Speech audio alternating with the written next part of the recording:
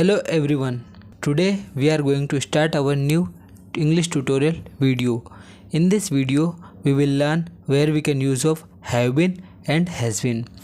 तो गाइस आज हम सीखेंगे अगर हम कोई सा भी काम पास्ट में स्टार्ट कर चुके थे और वो काम अभी तक चल रहा है, मतलब कि वो काम मैं अभी तक कर रहा हूँ, तो हम उसके किस तरह से इंग्लिश में सेंटेंसेस फ्रेम करेंगे आज हम देखेंगे। जैसे भी अगर मैं कुछ काम कर रहा था तो मैं बोलूँगा कि मैं 2 घंटे से पढ़ रहा हूँ, मैं 2021 से जॉब कर रहा हूँ।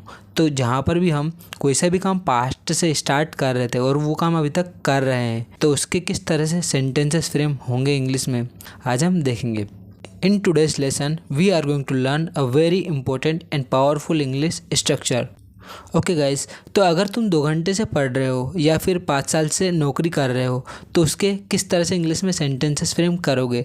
बहुत सारे लोग इसका इंग्लिश में सेंटेंस फ्रेम करते हैं I am studying for 2 hours, जो कि गलत है।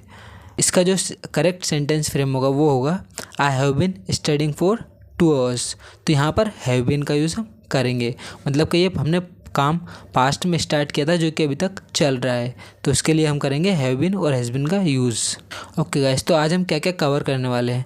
तो आज की वीडियो में हम देखेंगे positive sentences, negative sentences, questions with WH words, जिसके बाद में हम देखेंगे सिंस और फॉर का कहाँ पर यूज़ करना है। ओके गाइस, तो सबसे इंपॉर्टेंट चीज़ गाइस जो इसका स्ट्रक्चर रहने वाला है वो किस तरह से फॉर्म होगा आज हम देखेंगे। किसी भी सेंटेंस को क्रिएट करने के लिए उसका स्ट्रक्चर बहुत ही इंपॉर्टेंट होता है, तो आज हम देखेंगे कि इसका स्ट्रक्चर किस तरह से फॉर्म होगा। सबसे पहले हम करेंगे सब्जेक्ट का यूज़ और उसके बाद हम करेंगे हैव बीन और हैज़ बीन का use. Okay guys, have been has been का यूज़ करेंगे और उसके बाद हम करेंगे वर्ब के साथ में ING का यूज़ और उसके बाद हम करने वाले हैं फॉर और सिंस का यूज़ टाइम के लिए। सबसे पहले हम करेंगे सब्जेक्ट का यूज़ और उसके बाद हम करेंगे हैव बीन और हैज़ बीन का यूज़ और उसके बाद हम करने वाले हैं वर्ब के साथ में ING का यूज़ और उसके बाद हम करेंगे सिंस और फॉर का यूज़ और उसके बाद हम करेंगे टाइम का यूज़।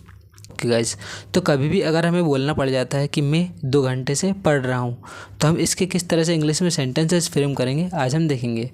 अगर मुझे बोलना पड़ा कि मैं 2 घंटे से पढ़ रहा हूँ तो हम बोलेंगे I have been studying for 2 hours। अगर हमें बोलना पड़ा वह सुबह से काम कर रहा है तो हम बोलेंगे he has been working since morning.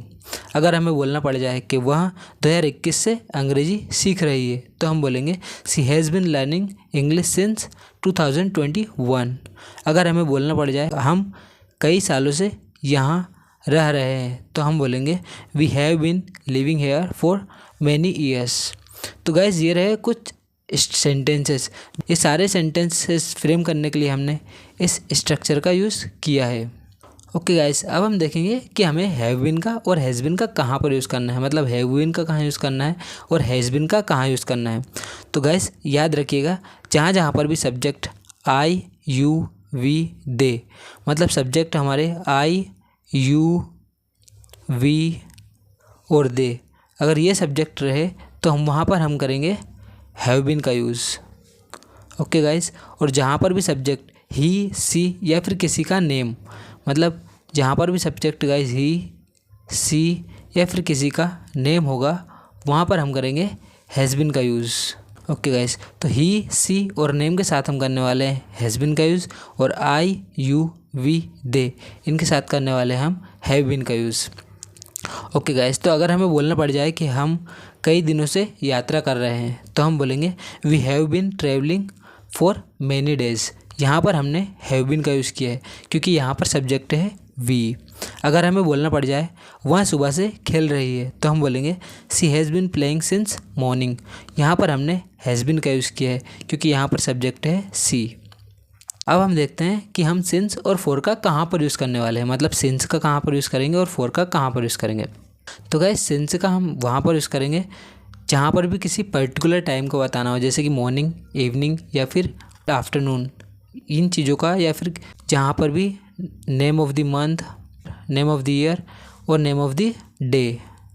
अगर हमें ये बताना पड़ गया कि name of the month, name of the year और नेम ऑफ द डे, अगर ये बताना पड़ गए तो हम वहाँ पर सिंस का यूज़ करेंगे।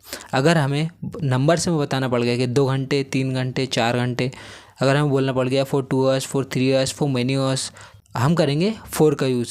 मतलब अगर हमें काउंटेबल चीज़ें मतलब 2, 3, 4 तो हम वहाँ पर करेंगे फोर का यूज़।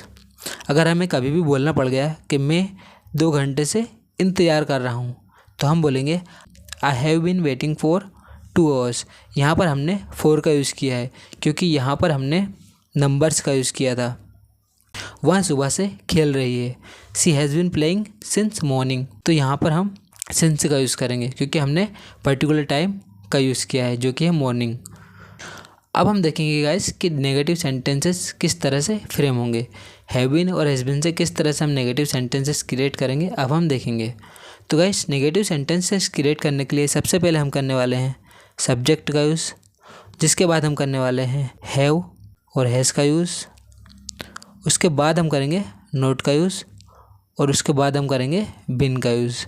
तो गाइस ध्यान रखिएगा कि हम हैव बीन और हैज़ बीन के बीच में नोट का यूज़ करने वाले हैं, जिसके बाद हम करेंगे वर्ब के साथ में आईएनजी का यूज़ और उसके बाद हम करेंगे सिंस और फॉर का यूज़। तो गाइस यहाँ पर हमने हैव बीन और हैज़ बीन के बीच में नोट का यूज़ किया है, तो ध्यान रखिएगा कि हैव बीन और हैज़ बीन के बीच में हमें नोट का यूज़ करना है नेगेटिव सेंटेंसेस क्रिएट करने के लिए।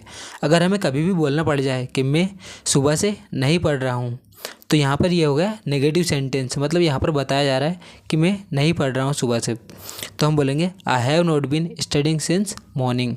अगर हमें बोलना पड़ जाए वह 2 घंटे से काम नहीं कर रहा है तो यहाँ पर भी हो गया नेगेटिव सेंटेंस, तो हम बोलेंगे he has not been working for 2 hours.